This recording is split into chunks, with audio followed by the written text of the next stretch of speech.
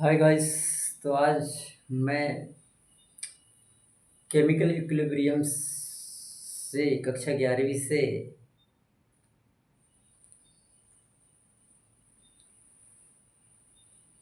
Video लेके आए हैं। वीडियो में मैं आज आप लोगों को पढ़ाऊंगा अभिक्रिया की रेड कांस्टेंट को प्रभावित करने वाले कारकों के अध्ययन करेंगे। हम लोग रेड कांस्टेंट को प्रभावित करने वाले कारकों का अध्ययन करेंगे। उनमें से सबसे पहले कारक हम लेके आए हैं टेम्परेचर। पहला जो कारक है तापमान। तापमान का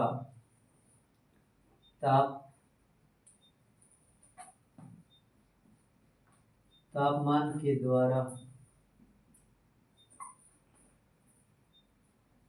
किसी पर प्रभाव।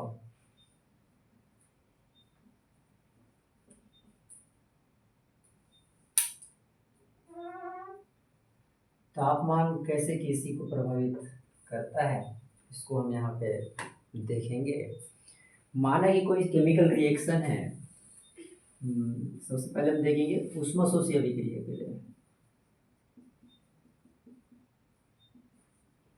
ऊष्माशोषी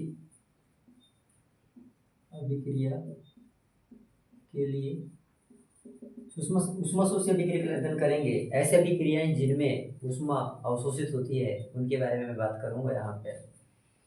तो Q प्लस हीट है, क्या है हीट, और A प्लस बी, इन दोनों ये अभिकारक हैं। ये क्या है, अभिकारक। ये दोनों आपस में रिएक्शन करके क्या बना देते हैं, C+D बना देते हैं, C+D बनाते हैं। तो ऊष्माशोषी अभिक्रिया में क्या होता है, यह अभिक्रिया ऊष्मा को अवशोषित करके अग्र दिशा में विस्थापित होती है। तो यह उत्पाद है। तो अभिकारक की कंसंट्रेशन घटने लगती है। अभिकारक की कंसंट्रेशन डिक्रीज होती है और उत्पाद की कंसंट्रेशन बढ़ने लगती है। टेम्परेचर बढ़ाने पर इस अभिक्रिया के लिए, ऊष्माशोषी अभिक्रिया के लिए टेम्परेचर बढ़ाने पर अभिकारक की कंसंट्रेशन घटने लगती है और उत्पाद की कंसंट्रेशन बढ़ने लगती है। तो जो Kc होता है, Kc active mass of C plus C multiply D और active mass of A plus into active mass of B। अगर हम कंसंट्रेशन इंक्रीज होती है और अभिकारक कैसे होती है, डिक्रीज होती है। तो हमारा Kc भी क्या हो जाएगा, Kc भी हमारा इंक्रीज हो जाएगा। तो ऊष्माशोषी अभिक्रिया के लिए किसी ऊष्माशोषी अभिक्रिया के लिए अभिकारक की कंसंट्रेशन धीरे धीरे घटने लगती है और उत्पाद की कंसंट्रेशन बढ़ने लगती है। टेम्परेचर बढ़ाने पर अभिकारक की कंसंट्रेशन घटने लगती है और उत्पाद की कंसंट्रेशन बढ़ने लगती है। अब यहाँ पे उत्पाद की कंसंट्रेशन ज़्यादा और ये वाला नीचे वाला वैल्यू कम हो जाएगा, तो Kc ज़्यादा निकल के आएगा। तो याद रखना है, टेम्परेचर को इंक्रीज करने पर Kc बढ़ जाता है। किसी ऊष्माशोषी अभिक्रिया के लिए। बी है ऊष्माक्षेपी अभिक्रिया के लिए। ऊष्माक्षेपी अभिक्रिया के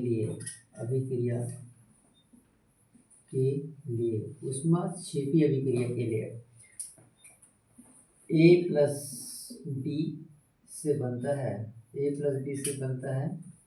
सी प्लस डी और प्लस क्यू, ये अभिकारक है, ए प्लस बी अभिकारक और सी प्लस डी उत्पाद है। किसी ऊष्मक्षेपी अभिक्रिया के लिए टेम्परेचर बढ़ाने पर कंसंट्रेशन, अभिकारक की कंसंट्रेशन अभिकारक की कंसंट्रेशन बढ़ती है और उत्पाद की कंसंट्रेशन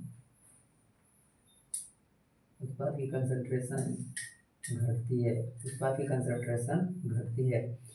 तो टेम्परेचर बढ़ाने पर, ऊष्मक्षेपी अभिक्रिया के लिए टेम्परेचर बढ़ाने पर अभिकारक की कंसंट्रेशन बढ़ती है और उत्पाद की कंसंट्रेशन घटती है। तो क्या हो जाएगा, हमारा Kc भी घटने लगेगा। तो Kc is equal to active mass of C multiply active mass of D, active mass of A multiply active mass of B। अब कंसंट्रेशन घटती है, किसकी, उत्पाद की कंसंट्रेशन घटती है और अभिकारक की कंसंट्रेशन बढ़ती है।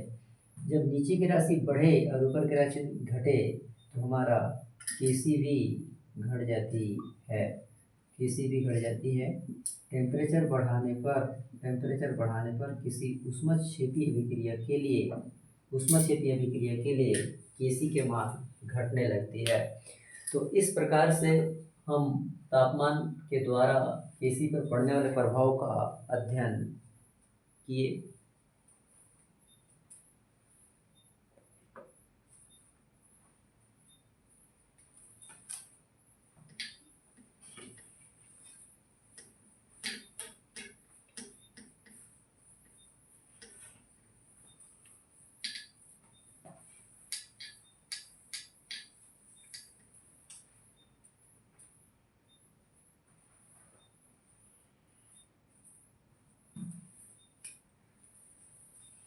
सेकंड है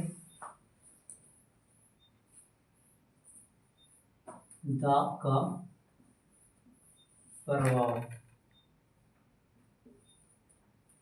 किसी रिवर्साइबल रिएक्शन के लिए दाब का क्या प्रभाव पड़ेगा, किसी रिवर्साइबल रिएक्शन में दाब का क्या प्रभाव पड़ेगा उसको हम देखेंगे। तो किसी गैसियस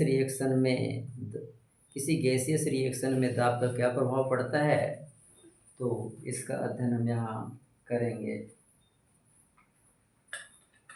इसका अध्ययन हम यहाँ करने वाले हैं, दाब के प्रभाव का किसी रिवर्साइबल रिएक्शन में।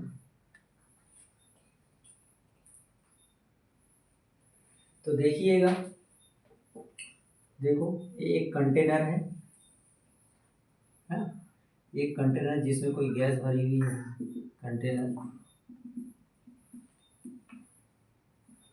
और ऊपर से हम पिस्टन लगा देते हैं, ऊपर से पिस्टन लगा देते हैं। अभी इस बर्तन का आयतन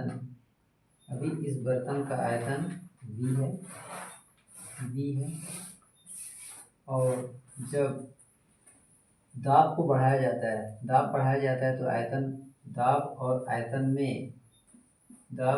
में व्युत्क्रमानुपाती का संबंध होता है। जब दाब बढ़ा देंगे तो इस कंटेनर में गैस जो है, कंटेनर का दाब बढ़ाएंगे, दाब बढ़ाने पर प्रेशर को बढ़ा देंगे हम लोग, प्रेशर इंक्रीज करेंगे तो हमारा जो आयतन वो डिक्रीज करेगा। प्रेशर बढ़ाने पर आयतन घट जाएगा। देखो, सबसे पहले कंटेनर ए में आयतन V है, दाब बढ़ाने पर आयतन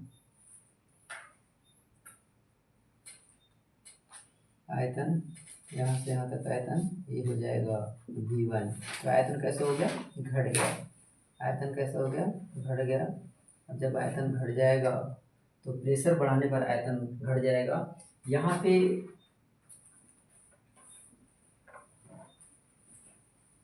आयतन ज़्यादा है, आयतन ज़्यादा तो अधिक गैसीय मॉलिक्यूल्स, आयतन अधिक तो अधिक गैसीय मॉलिक्यूल्स कंफर्टेबल रहेंगे। अब यहाँ आयतन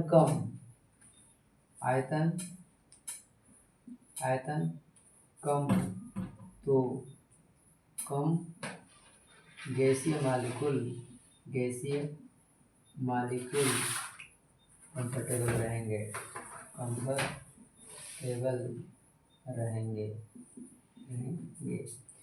तो दाब का प्रभाव में दाब बढ़ाने पर आयतन कम हो जाता है, और जब आयतन कम हो जाएगा तो अभिक्रिया उस दिशा में विस्थापित होगी जिधर मोलों की संख्या कम होगी, जिधर मोलों की संख्या कम होने वाली है। ये ध्यान रखना है।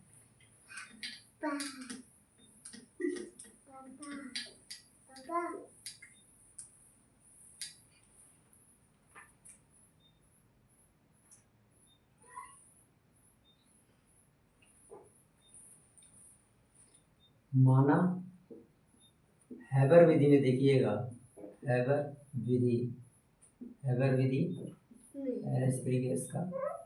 NH3 गैस निर्माण की हैबर विधि देखिए आप।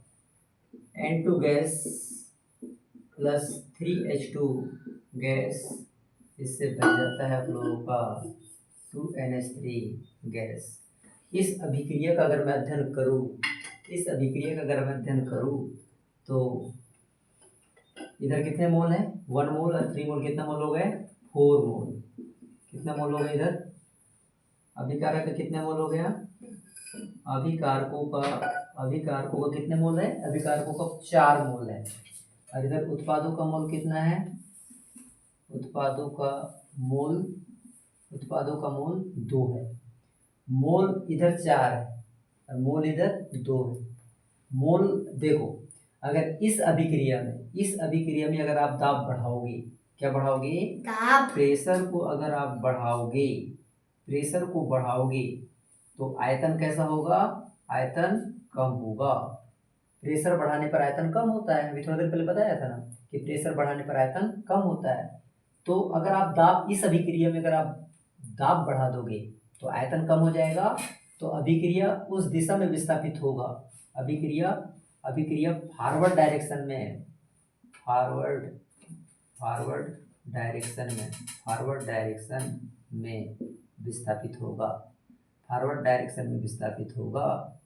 विस्थापित होगा।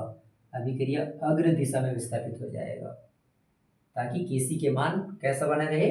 केसी का मान है, अभिक्रिया फॉरवर्ड डायरेक्शन में विस्थापित हो जाएगा और केसी के मान स्थिर रहेगा। केसी के मान को स्थिर रखने के लिए अभिक्रिया अग्र दिशा में विस्थापित हो जाएगा। अगर आप दाब कम कर दोगे, दाब को कैसे कर दोगे?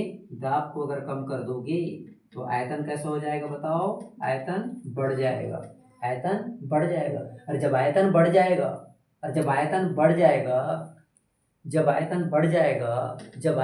जाएगा तो रिएक्शन बैकवर्ड डायरेक्शन में मतलब पश्चिम दिशा में विस्थापित होता है, क्योंकि केसी के मान को हमको स्थिर लाना है, इसलिए हमको ये करना पड़ता है। हम प्रेशर घटा देंगे तो आयतन बढ़ जाएगा और रिएक्शन जो है बैकवर्ड डायरेक्शन में चलने लगेगा। तो ये थोड़ा सा ध्यान दीजिएगा।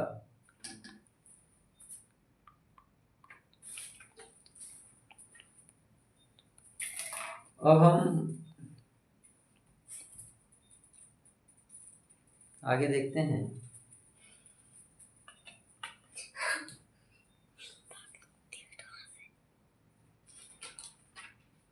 एक अभिक्रिया और लेते हैं एग्जाम्पल में, दाब के प्रभाव को देखने के लिए हम अगले अभिक्रिया का अध्ययन करेंगे। अगर माना एक अभिक्रिया है H2 gas plus I2 gas, इससे बनता है 2HI गैस, ये बनता है इस अभिक्रिया में। क्या होगा इस अभिक्रिया में? ये अभिकारक है, अभिकारक है, ये अभिकारक है। इस अभिक्रिया में अभिकारक ये क्या है? उत्पाद है। इधर मोल कितने हैं?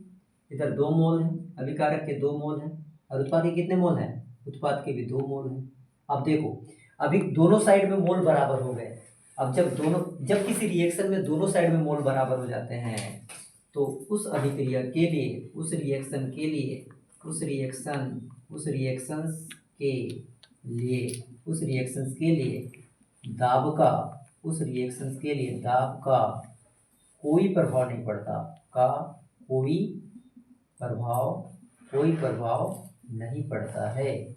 उस रिएक्शन में दाब का कोई प्रभाव नहीं होता है। उस रिएक्शन में दाब का कोई प्रभाव नहीं पड़ेगा उस रिएक्शन में, क्योंकि मोल सेम हो गए ना दोनों साइड, अभिकारक साइड और उत्पाद साइड, दोनों साइड मोल सेम हो गए। इसलिए उस अभिक्रिया के लिए, उस अभिक्रिया पर दाब का कोई प्रभाव नहीं पड़ने वाला है। अब देखिए एक रिएक्शन और देख लीजिए।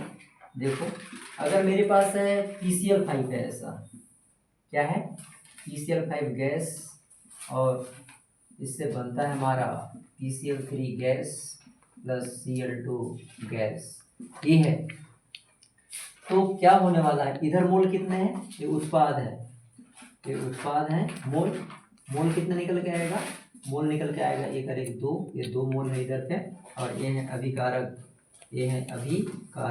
इधर पे मोल, इधर मोल है, इधर मोल 1 है, इधर मोल 1 है। अब दाब बढ़ाने पर आयतन कैसा होगा? आयतन घटेगा। दाब बढ़ाने पर आयतन घट जाएगा, और जब आयतन घटेगा तो साम्य उधर विस्थापित होगा जिधर मोलों की संख्या कम है। तो यहाँ पे क्या हो जाएगा? अभिक्रिया पश्च दिशा में विस्थापित होगा, ये ध्यान देना है। तो इस प्रकार से हमने किसी रिवर्साइबल रिएक्शन में दाब का प्रभाव का अध्ययन किए, दाब के प्रभाव का अध्ययन हमने किए।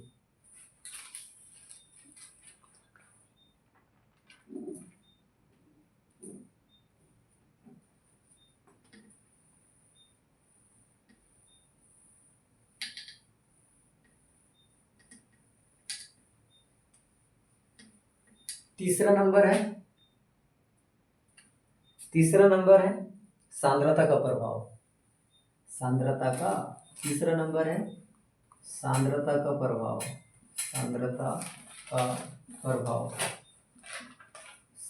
का प्रभाव A प्लस B से अगर C प्लस D बनता है तो A प्लस B क्या हो गए? अभिकारक, और C प्लस D क्या हो गए? उत्पाद हो गए। अगर मैं अभिकारक की कंसंट्रेशन को बढ़ा दूं, किसके कंसंट्रेशन को? अभिकारक के कंसंट्रेशन को बढ़ा दें, तो यदि हम अभिकारक के कंसंट्रेशन को बढ़ा दें तो अभिक्रिया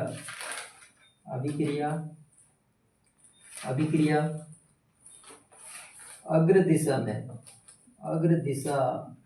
में विस्थापित हो जाती है।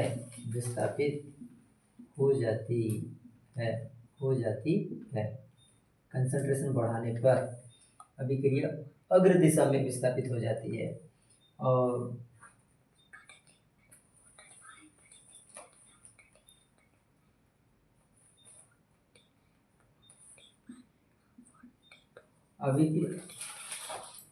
अभिकारक के कंसंट्रेशन को घटा देने पर अगर मैं इस अभिक्रिया के लिए अभिकारक के कंसंट्रेशन को घटा दूं तो अभिक्रिया पश्च दिशा में विस्थापित हो जाती है, विस्थापित हो जाती है। तो Kc के मान को स्थिर रखने के लिए अभिक्रिया पश्चिम दिशा, अग्र दिशा में, पश्चिम दिशा में विस्थापित होती है।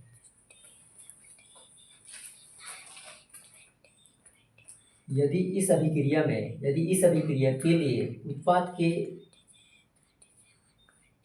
कंसंट्रेशन, उत्पाद की कंसंट्रेशन को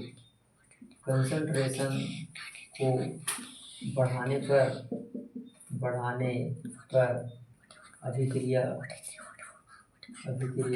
पश्चिम दिशा में विस्थापित हो जाता है। तो इस प्रकार से हमने कंसंट्रेशन का प्रभाव देखा। तो नेक्स्ट वीडियो में मिलते हैं। धन्यवाद।